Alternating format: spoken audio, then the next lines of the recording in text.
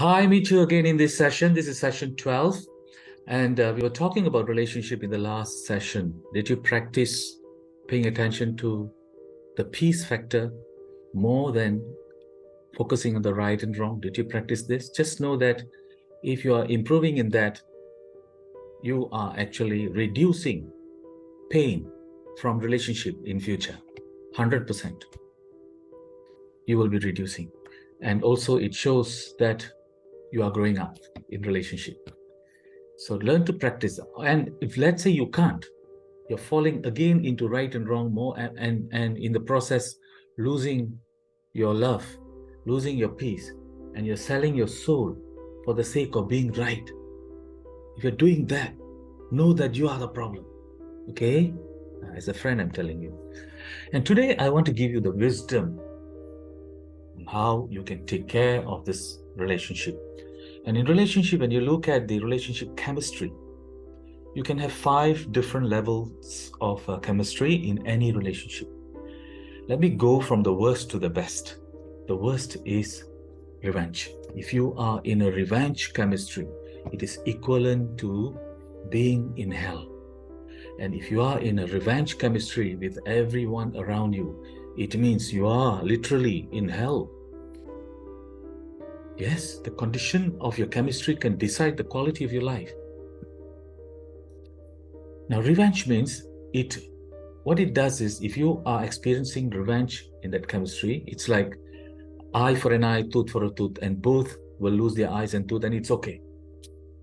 You see, it looks very foolish. So it cripples our intelligence. When you enter into revenge chemistry, it cripples our intelligence, which cannot see long-term effect. So that is the phase where we do stupid things. Be careful. And that's the worst thing. It should not come in family. This revenge vibration should never come in between husband, wife, children and parents, brothers and sisters. No. Most is you can maybe stay in what we call as disagreement, which is slightly better than revenge. Slightly better. Revenge can take you into violence. But disagreement, no, it is just in the air. It's just in the head. It is just in your words. Yeah, that's disagreement. There are a lot of people whom we love, but we are in a state of disagreement. Yeah. So if, let's say, brother and sister, you take brother and sister and they love each other, yes. If anything happens to any of them, of course, the other will come for itself. Sure, it will happen. And these two, let's say they are in a revenge chemistry, in a disagreement chemistry. And you will see them arguing always, and they don't like to stay together. It's not an interesting relationship. It is a painful relationship. And they'll be waiting for the other person to change. So when you are in a disagreement state, it's not a happy state. And what happens is, because we can't argue straight away like this, we can't put our point straight, because it's always, it's like a lock-headed thing. It's getting into a lot of conflict. We will talk at the back. That's what happens. We will talk at the back. That's one of the side effects of being in that disagreement state in any chemistry. Slightly better than that is indifference. That means indifference in relationship is, I don't feel close to you.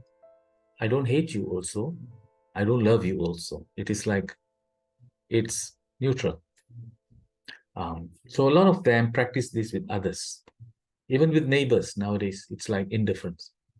We prefer the distance. We prefer the distance, and we like to be in our own space because we feel some kind of threat in that relationship.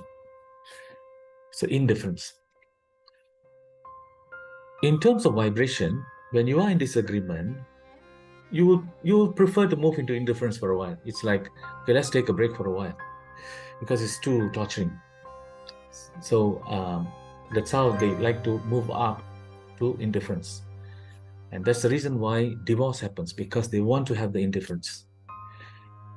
Indifference is peace if you are too much in the revenge and disagreement. So indifference is there. So a lot of them, even at the workplace, they work from that indifference in the relationship. There's no advantage in relationship. You do your work, I do my work. Let us be just good workers. And it could be also in the family. Okay, you carry out your responsibility, I carry out my responsibility. But let's have our space. So that's the indifference thing.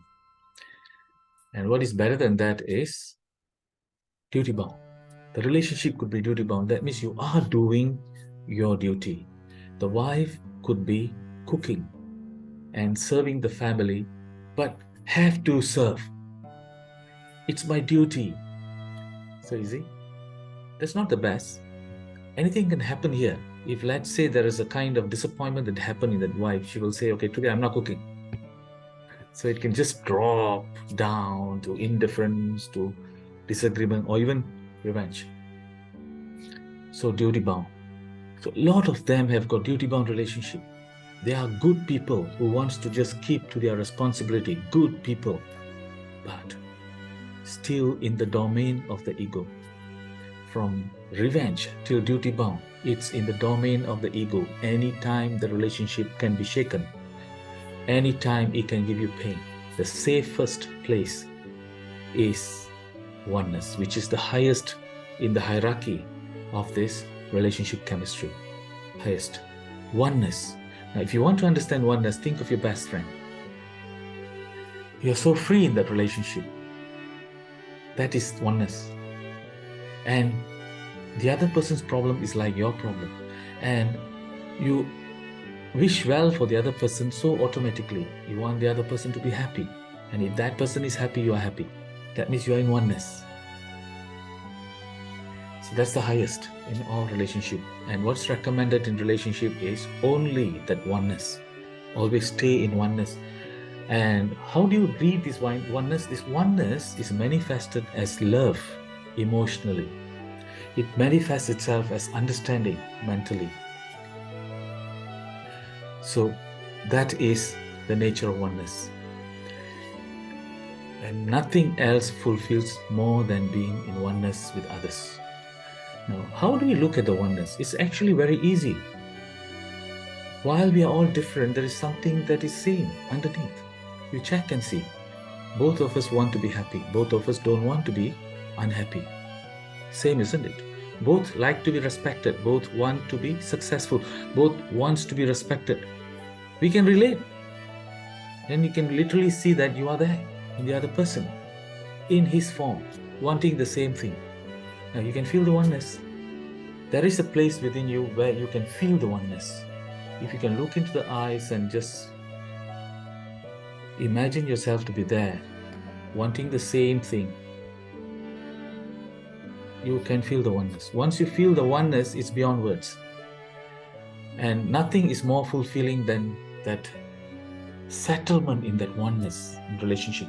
In fact, relationship is meant for you to have this higher experience called as oneness. Don't waste relationship. It's a very important place. While the world is looking at relationship as a threat and shutting down and just focusing on their handphone, that is their world. It's as if like relationship cannot be trusted anymore. I'm telling you, there is another angle to it. Relationship is the place where you will find bliss. If you can lift yourself to that place where you feel the oneness. This is not some high stuff. Very simple.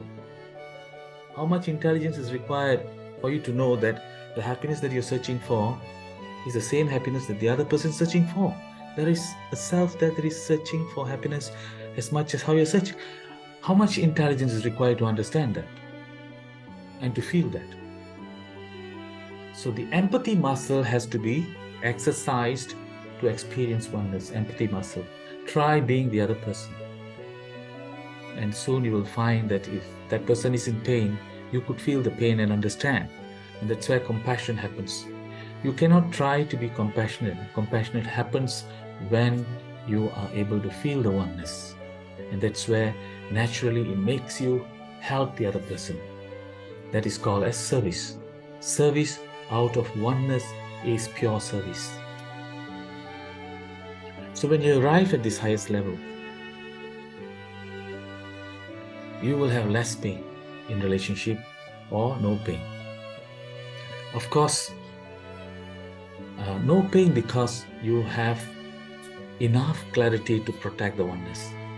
But if you don't have enough clarity to protect the oneness, you love the person, and if that person doesn't love you back, it's like you can feel the pain.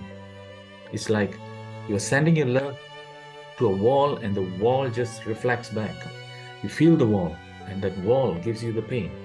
Sometimes this happens. So, coming to this point is how do we actually raise this hierarchy of chemistry with others higher and higher day by day? Very simple. It's very simple. When come to relationship, there is a kind of energy investment.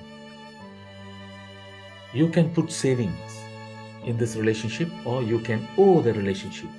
If you hurt the other person, you owe an apology. That's actually you owe. Is in the what do you call it, in the energy dimension? You owe that energy, that sorry, forgive me, that energy. So you have to do that to bring back to savings. So savings means doing something that will increase this chemistry. Savings, like if you help somebody willingly, your sacrifice and your appreciation and being a support, being honest, trustworthy, everything that can contribute towards higher chemistry is your savings. Now, the point here is this: how many of us make this important? We take for granted. A lot of relationships we take for granted. Even important relationships are taken for granted. But if you can look at it and say, okay, today I need to increase saving in that area. Why? Because it will give you back. Relationship will always, come back to you with interest. If you give hatred, hatred will come back to you with interest. If you give love, love will come back to you with interest. So it's your life. What you give in relationship is what you get in your life. Always know this. Don't play the fool with how you perceive others here, because you are actually not relating to the other person. You are relating to your perception of the other person. It's all about dealing with yourself. So when you deal with others, actually you're dealing with your perception of that person, and that means you're dealing with yourself. And when you deal with yourself, deal with love, because it's you. It's your perception. You go wrong there, you are going to generate negative vibration and make your life miserable. Know this from today. This wisdom will save you, and we'll get back to relationship soon. I'm going to give you more ideas on how to improve relationship. So today, just remember, try to bring everything to oneness, feel the oneness, and also concentrate on putting savings. If you have a bad relationship that's going on now, think about what saving can you do to save that owing. Got it? Excellent. Take care. See you in the next session.